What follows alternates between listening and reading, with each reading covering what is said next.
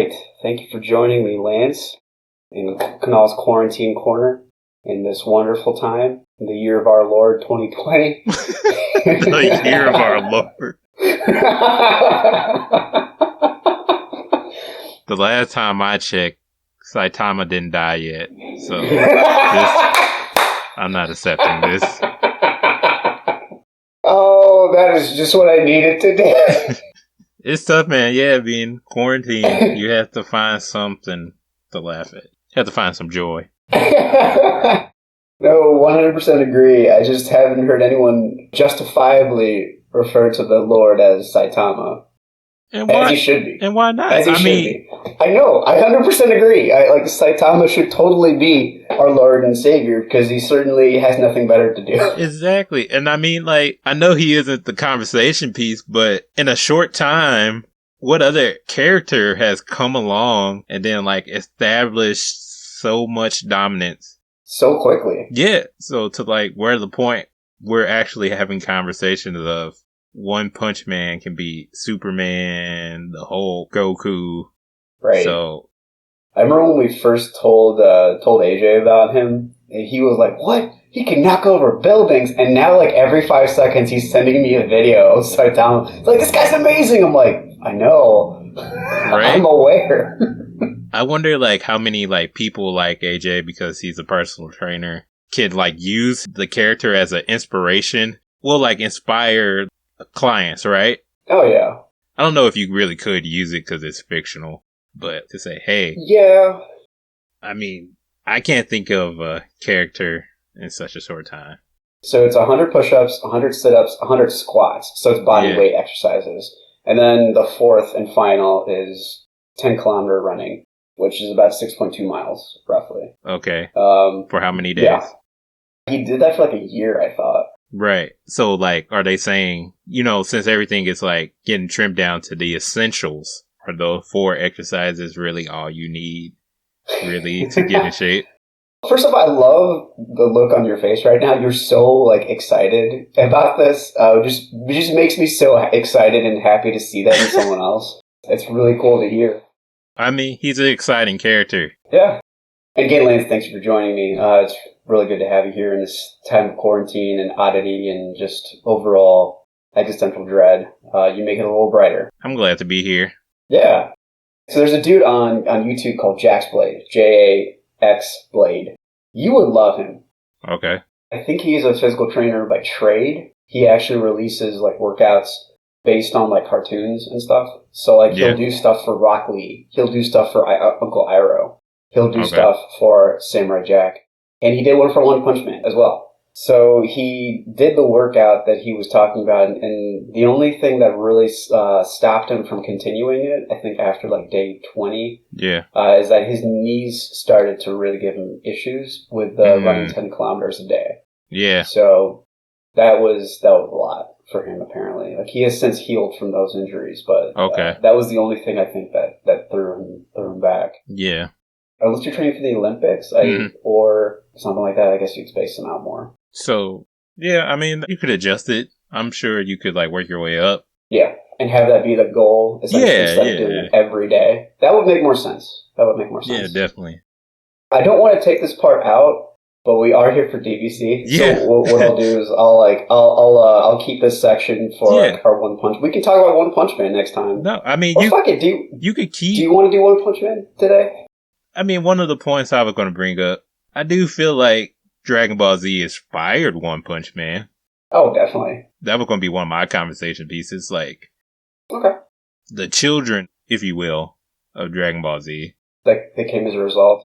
Yeah, I think a lot of anime that we see now, today, and even a little bit ago with Naruto and One Piece, were inspired by Dragon Ball Z. Oh, definitely.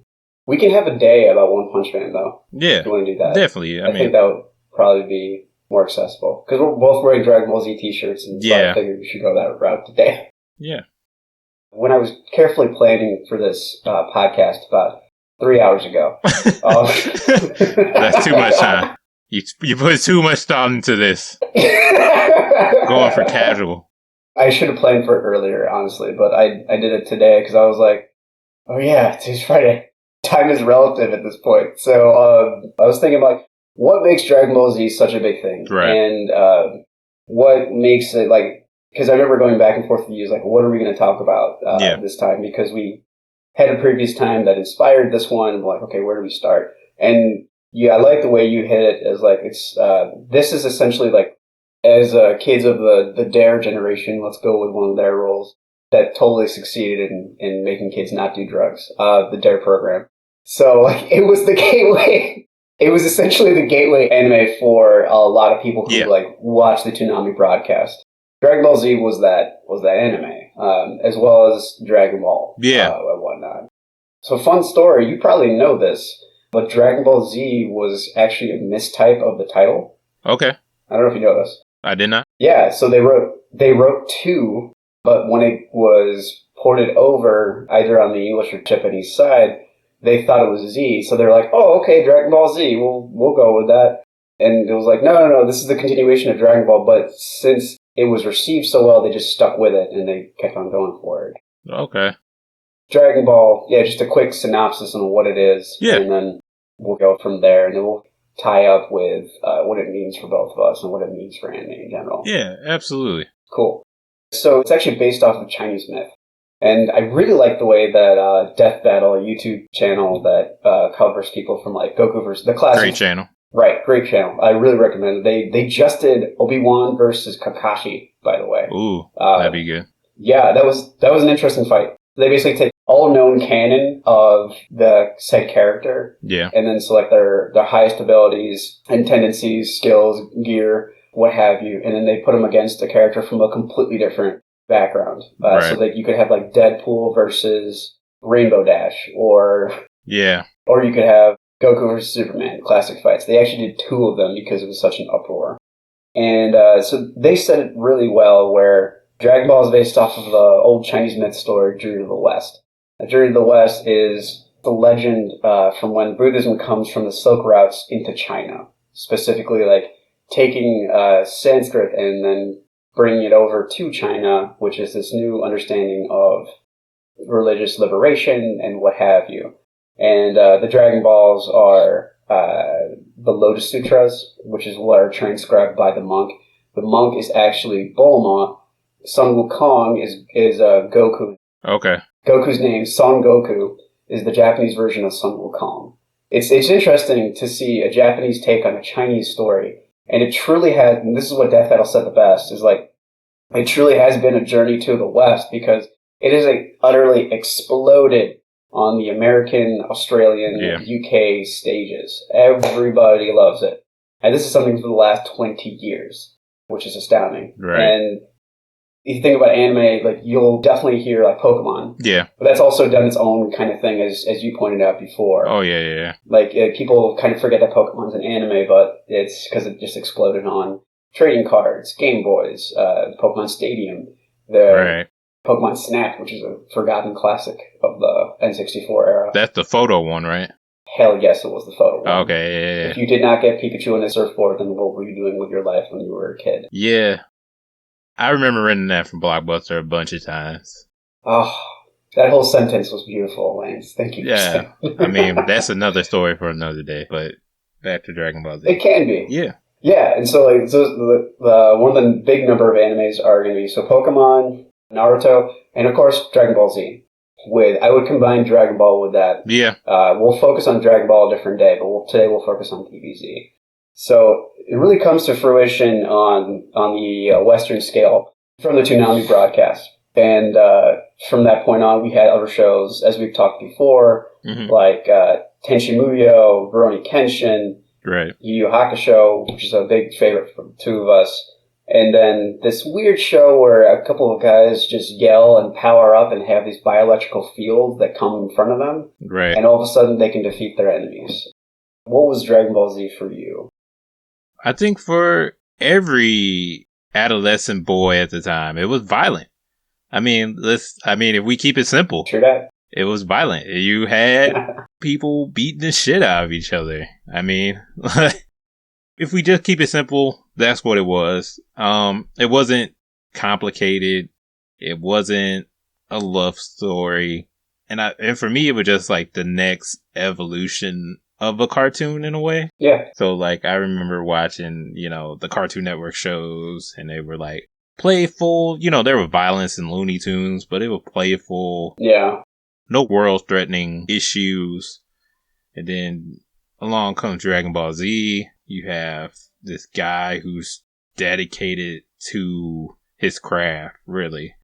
You have people that support him. He have a team. He has friends. And they're trying to save the world. And I think that makes for a compelling story at the end of the day. I do see like a lot of influence from American superheroes in some respects. Definitely, yeah. A lot of how he gets started out is a lot like Superman. Yeah. And how he comes to a new planet as such. Yeah, definitely. And I think that plays a part into it too. At least for me, but, overall, I think that's what it is. The way you could just market it with fighting, you make a show, you could watch that. You make a trading card game. You make video games, a fighting game, It's just different markets that Dragon Ball Z touch and could touch. Yeah. And, it didn't matter that there was like 2 Dragon Ball Z games each year. You just lined up and you got them. Yep. You didn't want to be the kid without knowing about Dragon Ball Z. It didn't matter, white, black, brown, Indian, blue, green. If you were a boy at the time, you watched Dragon Ball Z. You knew about it. You didn't care if you were the preppy kid, the thug, the hoodlum, it just didn't matter. Even if you lied about it to your friends, you still probably watched it. You probably still caught it here and there. Absolutely. Let's take away gender too. I feel like I definitely, had female friends, dated females who would be like, oh, you watch Dragon Ball Z. Like, you watch that shit, The Japanese cartoon. Yeah, the Japanese cartoon. And I think it was even recognized by our parents. I just think it grabbed everybody's attention. I think it is like, in a lot of respects, other than Pokemon, like the first mainstream anime, if we really think about it.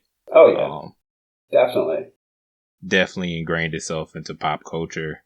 Bunch of rappers. Yeah. Chance, Gambino. I know RZA has a lot of old school kung fu references. I don't know if he's a big Dragon Ball Z fan. I have to check. Right. But a lot of rappers love him. Logic is actually good friends with Steve Blum. Okay. Who was voiced Spike Spiegel and stuff like that. And a lot of those kids are like 5 to 10 years older than us. Okay. So they were in that same kind of age range to catch it. Yeah. One of my instructors is a huge Vegeta fan to this day. And he's in his 40s. And so he's a quiet nerd about that. Yeah. If he's listening to this, he knows who he is. I mean, I had to give him shit on that, though. If we go in there with Vegeta. We totally can. Go for it, yeah.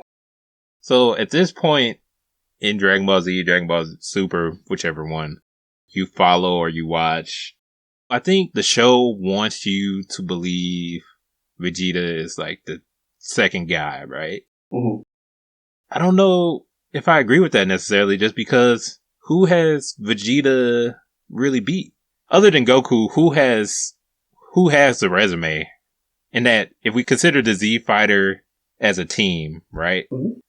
If we look at their win-loss record, if we look at like them as like fighters, who really has an impressive resume other than Goku?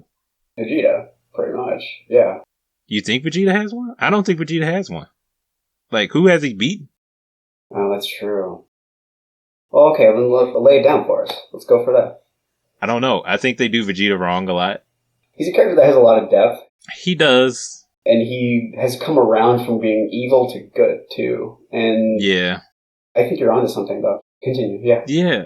I think the show or the writers get too afraid with letting the other characters get some spotlight. Because if we really look at it, we start with the Saiyan Saga. Right. So Raditz coming down? Yeah, you could chalk that Raditz up to Piccolo, but, Goku was the driving force in that defeat. Definitely. Vegeta and Nappa show up. Everybody's just basically stalling for time until Goku gets there. Right. So you couldn't even have and correct me if I'm wrong because it's been a while since I've seen that. Yeah. But like, Goku takes out Nappa and Vegeta. Yeah. You couldn't give Gohan Nappa, that one win. Yeah, like they tried to make Gohan like the next one in line. Because, like, there's a part where he fights Nappa, and Nappa's like, if I didn't deflect that in time, that would have completely destroyed me. Right. And then he knocks Gohan out. And then Piccolo takes the killing shot away from Gohan and stuff like that. Who's another fucking cool character. Oh, Piccolo is the best, I think. The great thing about Piccolo is he knows his strengths and weaknesses. He's very aware. Where other characters like Goku and Vegeta are not aware that they're outmatched. So yeah. I love Piccolo's awareness. I like his story arc. I love his character development. Yeah, he had a lot of lore, like from being the child of King Piccolo. By the way, King Piccolo Day was like a week ago. Fun fact, it was like the 8th or 9th. Nice. May is a weird month for Dragon Ball Z. Apparently, my birthday on the 12th is like when the androids invade Earth. I saw that meme. Yeah. Isn't that like Goku, like he died from a virus? Yeah, he gets the heart virus. Yeah. Yeah. So now the androids. Mm-hmm. That's next. One of my friends texted me. He's like, "Hey man, I didn't know your birthday was on the same day that the androids invaded." I'm not joking you. That happened to me on my birthday this year. He was like, "Happy birthday. Just hope the androids don't invade this time." That's great. It was pretty awesome. And I didn't realize that until he pointed it out. And I'm like, oh yeah, they do. Everything happens in May. Like even when they take the 3 years and go train for like the Cell Saga, they come back in May, if I'm not mistaken. Yeah. And I just thought that was weird. Under normal circumstances, May is a great time, because, you graduate, the summer starts. Yeah. May is really the kickoff of the new year, right? In a lot of ways, yeah. Yeah, spring has come. Yeah. Graduation, new semester. Yeah. Yeah, that's a good point. I hadn't thought about that. For me, it's always exam time or birthdays. So, yeah. But yeah, Piccolo, I think the best time that you see him do what he's talking about in terms of knowing where his limit is when they did the new Broly movie. Mm. We may have talked about this before. Yeah. But it's a great scene where he has a lot of cool powers that they don't talk about. Like he has some level of telepathy and telekinesis. Like I think King Piccolo, they showed a picture of him just meditating, was just levitating pyramids or something, just for the hell of it. Because why not? Mm. And he has a lot of abilities that are just amazing. Plus, he can just shoot an energy blast at you and give you clothes, which is also a never amazing thing. Because that's what when he's fighting Cell, Gohan's like, "Can you give me the same clothes that you wear?" Oh, okay, yeah. Yeah, and you only see that twice, and he's like, "Yeah, kid, you look real sharp," and then just gives him these clothes right there and the shoulder pads and everything. Absolutely. Yeah, Piccolo definitely a top character in that show. Definitely my favorite character. I agree. I think you're right. I want to get back to the Vegeta point because it's something... Oh, yeah. It's something interesting.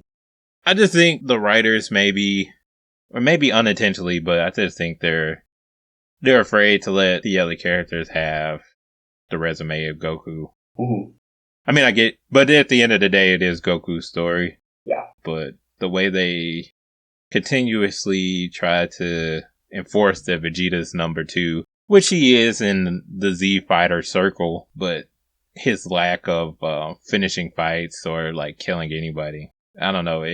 His pride gets in the way. Yeah, it kind of ruins Vegeta to me a little bit. Mm-hmm. He's definitely been instrumental in some of the bigger fights. I think about the Majin Buu saga. Oh yeah. When it would just Goku, Vegeta, and Kid Buu, and they're fighting on another planet because Kid Buu destroyed Earth. Yeah. Vegeta took all those hits so that way Goku could get some time for the spirit bomb. Right. And then there's this classic part where he actually uses his head. The thing about Vegeta is that he's more of an assassin. He's like you. He's more of the assassin kind of mentality. By the way, Lance's gym nickname was the Assassin because he just goes in there and crushes goals. Right. with his abilities. I have too big of a mouth, so I go there and talk too much. I love how you said, when you were saying that, it was like, his nickname was because we can't go back to the gyms. Like they're gone. It will they're be destroyed. Again. I don't know. We're going to talk about gyms, like, to our grandkids. Like, I remember there was a place we could go work used out. to go work out, and it was amazing. We were all trying to be Z fighters. That is how Lance and I became friends. I was wearing a OnePunchMan t-shirt, go back to the beginning, and I was talking to our mutual trainer on certain days, AJ, shout out to Confluence Fitness and the people there. And I was saying, I forgot whatever I said to AJ. It was probably something snarky and snippy because I like to make him laugh. And then all of a sudden I see you there and you're like, so have you read the manga for OnePunchMan? And I'm like, what? No, I haven't. I was so taken aback because no one at that time had ever reached out and said anything. Yeah. And then from that point on, that was like almost 3 years ago now. It's kind of crazy to think about how long I've really known you guys at Confluence Fitness a little bit. I don't even remember when I started, but I know I've seen a lot of people come and go. I definitely have to. Yeah. So it's interesting when just like sticking with something. Or having people like not even like make New Year's resolutions, but like they'll say, oh, I'll work out for a couple months and then I'll go back to my life. I get that, and I get life is complicated. But if you want to remain like and have a healthy body, then this needs to be like a lifestyle change. It can't just be like something you do for a couple months. Yeah, and I think if we bring it back to Dragon Ball Z, I think that show kind of helped inspired some people to pursue fitness goals. Definitely.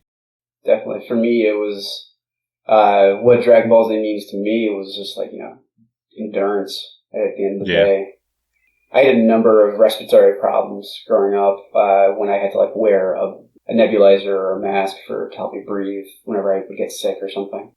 Yeah. And it was cool to see like now I'm all good. I don't need that on a day to day. So only when I get sick. And it was cool to see another character like in the healing chamber. Like Goku's doing that, and I'm like, oh great. Mm-hmm. And they have that in the Frieza saga. They have that in a couple other sagas when they're trying to heal the Z fighters. I think Vegeta does that too when he's coming back from almost getting killed on planet Earth and everything. And that was really cool. And it's just, you can easily make fun of it and just say that they're just so constipated. That's why they're yelling and crouching down. And that is totally fair. I'm not going to take that away from anybody. But it just gives you this sense of perseverance and endurance that is really good and was really beneficial to a lot of kids like us growing up at that time. Yeah. And as I've gotten older, I've really appreciated Vegeta more because he has kind of taken whatever bad stuff he did and realized it was wrong and moved along from it and just, tried to make the best of it. Tried to do the best he can to be a better person. Whereas, like, Goku's just a terrible father. Yeah. I think that's, there's a point there, too. Goku really, his character really doesn't, develop much. No. He's the same character, saga to saga. Mm-hmm. I guess, for you, you're saying, like, you related to Vegeta. Now I do. Yeah. Gohan was a character I kind of related to in just that he was considered, at the time, just, he was considered weak and, whiny and afraid. Small. Yeah. Before he, like, did his own journey to become strong and, fight his own battles, not try to hide behind people. And so I really, initially really enjoyed Gohan's character arc all the way up till the Cell Saga where when Goku actually stepped aside and let Gohan fight Cell and, but then again, during that fight, Goku, had a hand in it. Yeah. I think he was so drunken with power and so angry at, cause I know what type of fight you're talking about. Yeah. He punches him so hard, 18 comes out. And then he's like, no, I'm gonna let him suffer. And then he uses the self-destruct mechanism and Goku's like, don't worry, I'll take care of this. And then it's kind of like the first time he's ever had any kind of semblance of powers. And plus, he's a teenager. Yeah. There's some part I gotta give it to him there. I think that was kind of like a downfall for Gohan's development, just because following that was the Buu saga. Yeah. I'm not mad at the Great Saiyaman. I thought that was a very interesting way to bring the show back. They could have lost the cape. The cape was dumb. Nah, you don't lose the cape. The cape stays. If I'm looking at it, I think at this point they kind of realized they were kind of getting compared to American superheroes, and they were just kind of trying to parody that a little bit. That watch was cool. Yeah. That was a cool watch. I'm not gonna. Yeah. Do you remember the Gold Fighter? Who was the Gold Fighter? So it was before he got the Saiyaman watch, where he's just in Super Saiyan form. Oh, that was his nickname. I thought that was cooler than Saiyaman, because he was only on for like an episode. And he comes out, like, there's some guy trying to, like, rob a store or something. Some criminal doing criminal acts. And he comes in, like, he's still wearing his school, like, clothes. Yeah. Clothes that he was wearing to school, not his uniform. And he just comes out, he's in Super Saiyan form, and just knocks him out, moves everything, and then gets back to class. Which I thought was insane. I'm like, the Gold Fighter was cooler than Saiyaman, who kept on doing the peace sign. Yeah. It's like, I'm Saiyaman, I'm here to help. The dumbest outfit ever. Yeah, but I don't know, I enjoyed it for what it was. Yeah, I mean, like, it was goofy. I enjoy it later that they, like, reference it back, like, later on after the Buu saga. Like, he goes back to doing it, and then, like, Videl is in on it now. Oh, yeah, she gets her own thing, Yeah, so. Yeah. It was just weird with Gohan, like, he was kind of raised to be the chosen one. Yeah. And then, like, he was given these opportunities, and then, like, they just dropped the ball with him. Yeah, I don't get why. I've heard that they kind of said something about it. It's like, yeah, we wanted to go on to take over, but we heard about the resounding joy that people have with Goku, which I don't fully buy. Yeah. Yeah, and they just kind of made him a nerd, and granted, he's probably a better father than his father ever was. Oh, yeah, absolutely. Well, I mean, if we think about GT... he did let his daughter go into space to find some Dragon Balls. He basically made another Dragon Ball series with his daughter. Yeah. Yeah. Yeah, and that's if GT's considered canon, and it's not. Yeah. That's not wrong. How do we feel about that? Just the whole what's canon, what's not?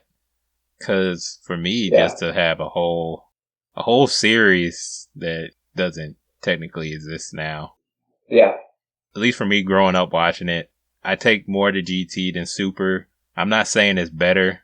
Like, they have better arcs. I think just me growing up when I was in, like, peak Dragon Ball Z fandom. Oh, yeah. Yeah. I consider it canon. I enjoyed it for what it was. I get that. And that's another thing, too. It's like, if the broadcast of Toonami, either if it came on streaming or whatever, in the way that Dragon Ball Z did come on, if it came on today, I would have never attached to it. Okay. Not in the way that I have attached to it as a kid, because one is cable TV. So you got what you got, and you never saw it until like a week later. Okay. Yeah. And also, like, the classic episode in the Frieza saga where he's, like, holding himself up for the spirit bomb and whatnot, that apparently did not happen in the Japanese version. It was apparently a lot shorter, and there was a lot more blood that happened in it. And so when they made it for America, they cut that out and just had him hold the spirit bomb for like those episodes. I don't think I would have had the patience to stick with it because I'm not in the DBZ fandom as much as I am now. Okay. Now I definitely have a love for it and whatnot. But I see your point. It's kind of like when you were, I don't want to say susceptible, but when you were so open to it at that time.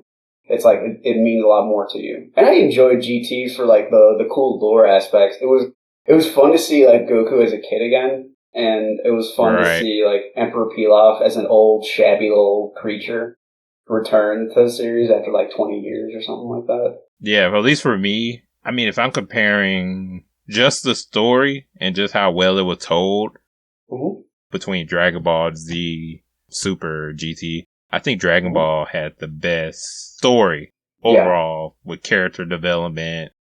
Especially Krillin. Yeah. Krillin was actually a really good character in Dragon Ball. at that time, I really loved Ten Shinhan. Tien! He was a really great character. The student of Master Mutaito! Yeah. Yeah, like, it had some cool... And I remember, like... And I haven't seen all of Dragon Ball. Oh, man, you gotta watch it. I had no excuse but to watch it, essentially, at this point. Of what I've seen of Dragon Ball, the fights are a lot better. Yeah, the fights are better. Yeah. Kid Goku actually thinks more than Goku. Because he doesn't have... I won't say he doesn't have it, but he doesn't have that ability to get stronger. He can't just boost himself Right. to meet somebody on their level, you know? Yeah. He does have to think kind of quick sometimes. He do adjust. Their tournaments are a lot better. The villains have a little more depth. And then it's just nice to see, reflecting back on it now, just to kind of see how grounded it was. Even though they had some supernatural elements in it. You know, it wasn't this space emperor coming to conquer Earth. It wasn't this super powerful android. There were androids. Yeah. Yeah, it wasn't like threatening the Earth, which is sometimes refreshing. Like, sometimes you can enjoy the Avengers, you know, stopping the world from being destroyed, and then you could just read a comic about Spider-Man just saving. On a smaller level, kind of. Smaller level, yeah. Yeah, I know what you mean. Like, it's like, okay, great, it's cliche as heck that you guys want to take over the world. Like, right. This happened last week, too. Like, we see it all the time. Whereas when you're watching and enjoying fiction, it's like, if you're going with Marvel, the example that kind of came to my mind was like, even though people didn't terribly care for it, the Ant-Man movies, which were kind of like lighthearted and goofy. Yeah, exactly like that. Yeah. So let's go on that. So, like, what I enjoy with the first Ant-Man, right? You can go a step up. So, like, they can go a step up with their villain, with their threat, right? Right. With Avengers, it's really hard to keep going a step up, right? When your first enemy is a god, right? So, like, Loki, and then you create a cyber god, Ultron. Okay, so those are two tyrants trying to take over Earth. What's next? Another tyrant. You know, that's a god level. So, that's kind of true with Dragon Ball Z. You know, Frieza. Okay, let's mix it up with an android. Let's just combine all the bad people and put them into one guy and call him Cell. Exactly. Because we're out of ideas now. That's the thing with Dragon Ball, since it was closely based to the myth Journey to the West, they had more material. A lot of the characters, like Oolong is actually based off of one of the characters. Bulma's based off of the monk. Krillin, I think, is based off of one of the compatriots that comes with Tripitaka. So Tripitaka is the one that's supposed to be the reincarnated Buddha. Okay. And that's supposed to be Bulma. Kind of makes sense, but, you know, whatever. It works. Sandy, I think, is Krillin. There's actually it's translated to Sandy. Zubaije is Oolong. I think Yamcha is one of the other characters that helps them. And it's kind of funny because it runs a lot like Dragon Ball. The other people they're all bodyguards of Bulma, essentially. Yeah. And of Tripitaka, in terms of those parallels. All of them kind of like are terrible at fighting, and there's sometimes where like Sun Wukong is just like is kind of like, why are you fighting? Let me take care of this because I'm way powerful than all of you. But there are times where like that doesn't work, like where they can't just like bust in and use brute strength. Right. And there's moral aspects that go with it too, because of Buddhism. Like, he can't go and Tripitaka is like, you can't kill people, and Sun Wukong is like, what? That's nonsense. Yeah, but that's a bit of a divergence. But it's cool to see. Like, if you get the chance, man, like there's a great YouTube series. It's called Overly Sarcastic Productions, and they actually run through in like 10-minute increments of each part of Journey to the West. It's a shout out to that channel. They do a good job. They just released a new section about a month ago, and they do a good job of breaking it down. Okay. Yeah. I want to talk more about how the change happens. The moment Raditz comes down, everyone kind of gets sidelined. Everything that was mystical is now scientific. You find out that King Piccolo is actually not a demon. He was just an alien that came down to Earth. Yeah. That was actually the bad half of someone's personality. then the planet that guy was from still have the same people there. So we're talking about Kami and the Namekians, essentially. I don't know if you heard about this. Within the last decade, there was a petition that when they found one of the new Earth-like planets, to name it Namek because it looked just like Namek on the outside. Lance is so happy about that. If you listen to the recording, he just rubbed his eyes in delight. It's like, I'm a nerd to a point where I like to keep things within the culture. I don't know. I don't need a planet named Namek. I don't need it either, but I just thought it was fun. I mean, if you could really get a lot of people behind it, I don't see why not. I mean, if you out of names, sure. Name it Namek. That was another thing too. Like, this is the first name we ran to after all of them. Yeah, I think you have a good point that it did kind of lose some lore with some things by really getting into the science fiction element with aliens. I mean, even with Goku, I mean, you could even say like they thought Goku was like a demon child. Yeah, that's right. But then you introduce other characters just like him. It kind of takes away from the character a little bit. Maybe not back then when I was watching it. Reflecting on it now, kind of, because there's shows now, other animes who do it, where the main character has the same powers as the enemy, or is of the same race or culture as the enemy. And, you know, sometimes I kind of feel like I've seen this, I'm tired of it. Yeah, it's become a trope, which is, you know, it's a good thing, it's a bad thing. It shows the effect that the show had in other shows. Absolutely. Bad thing because we've seen it a million times now. Right. And that's something that kind of goes back to the introduction that we did to this episode. The Dragon Ball babies. That's what I call them. That's what I call, like, every anime that I feel like Dragon Ball Z influence.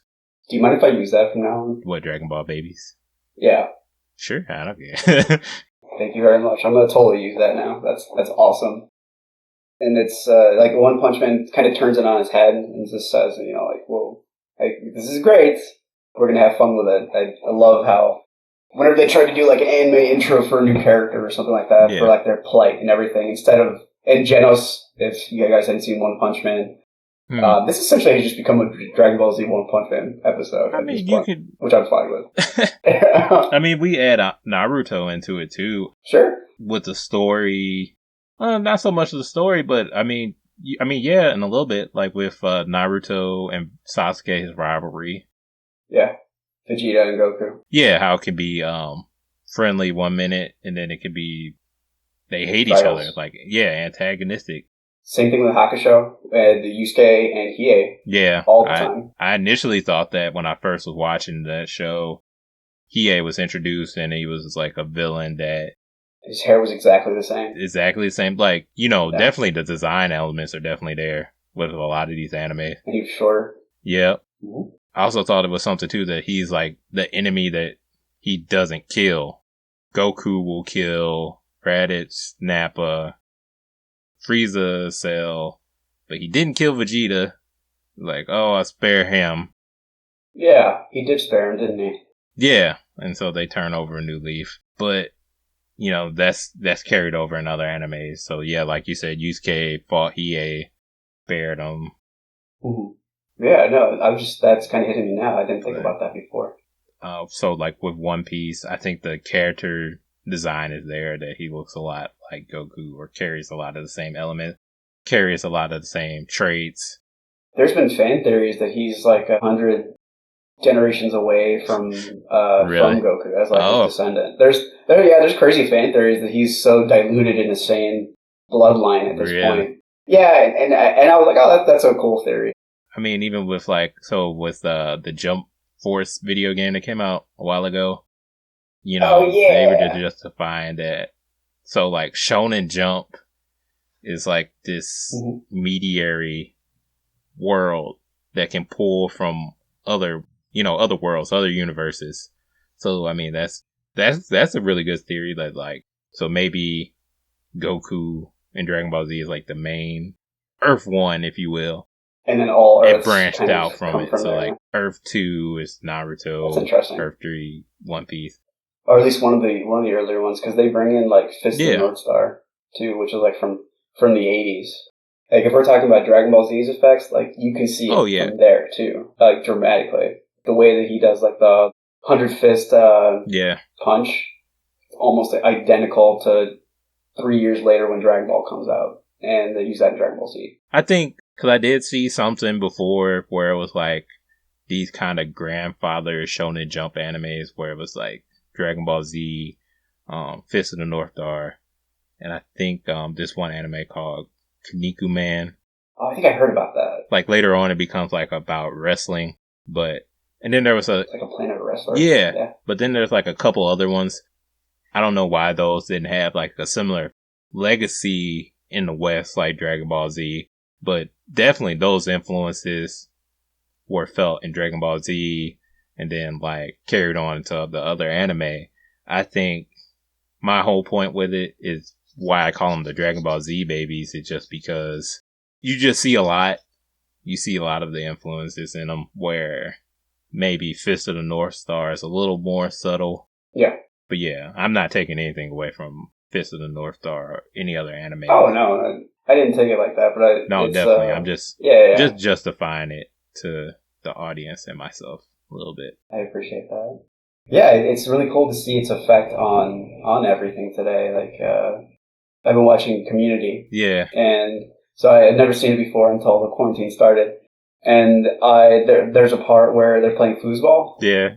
And specifically, like, Jeff and Shirley find out that they, 30 years ago, or 20, 25 years ago, apparently that Shirley bullied him, and that was the same kid that she bullied and made wet his pants at foosball. So they have an epic battle, and it's straight up Dragon Ball Z. Like, it looks like the Frieza saga when Namek's about to explode and everything. And I thought, I'm like, all right, Community did it. And it's cool to see its effect in different other media, not anime in general. Like, it's that big of a deal now. I think even Jackie Chan said his favorite character was Goku in all of anime that he's seen, which doesn't surprise me, because he has that kind of personality anyway, of just, like, liking life, essentially. I mean, there is a part of me, too, like, as glad as I am to see things, anything have an impact, I think sometimes it's overdone a little bit.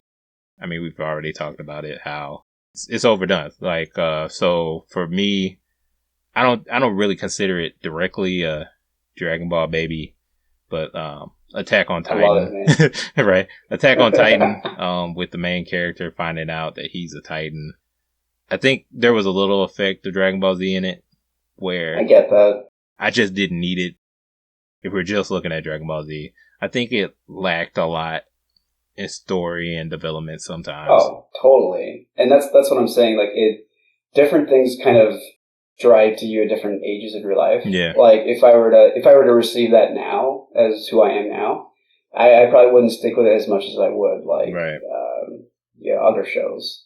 Like My Hero Academia does a really good job of. I think my friend Alejandro said it the best. So the guy who voices All Might is the one who is Christopher Sabat. He voiced Piccolo. He was one of the main guys for Piccolo. Yeah. There were other guys, but he's the one that stayed. He said that it's an anime that people who were our generation that watched the Toonami broadcast of DBZ and all those other shows I named, to now potentially having children or just being older. It doesn't matter. Just seeing that you can't just fight hard, you have to fight smart, you have to use your head. Right. And that's what My Hero Academia does a really good job about. Because, like, okay, fine, it's the same kind of...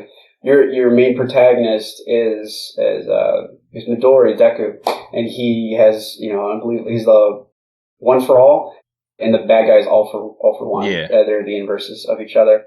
So, like, he has that, but he's like, this comes with limits. This comes with cons of that you can hurt yourself. Right. Like, his hand is irreparably scarred now on his right hand.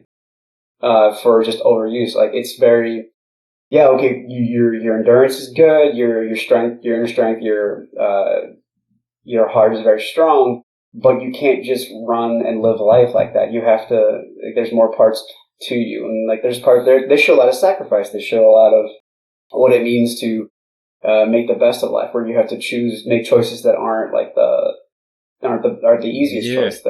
They're often the lesser two evils. But I thought it was a really good way of showing kind of an evolution of showing things as more complicated. And I thought that was really cool. I just had a crazy thought while you were just explaining that. So what if we look at Dragon Ball Z and My Hero Academia as the evolution of society, right? Where us growing up in our generation, I think this is the last time we've, like, kids or anybody's ever really said this. They said you could be whatever you want as long as you put your energy into it. So in Dragon Ball Z, he can defeat anybody as long as he put his power into it. You know, that's kind of the justification where My Hero Academia, like you said, you got to work. No, you have limits.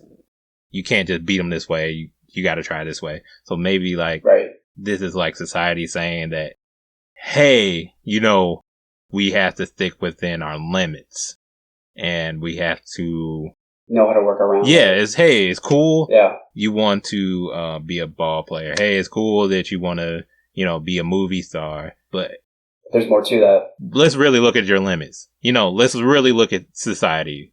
You know, let's take a deep look and see what we really need and where we can send you, where you can have the greater impact on society today. And it's also like, you know, you have to have, like, not everyone has quirks. Yeah. You know?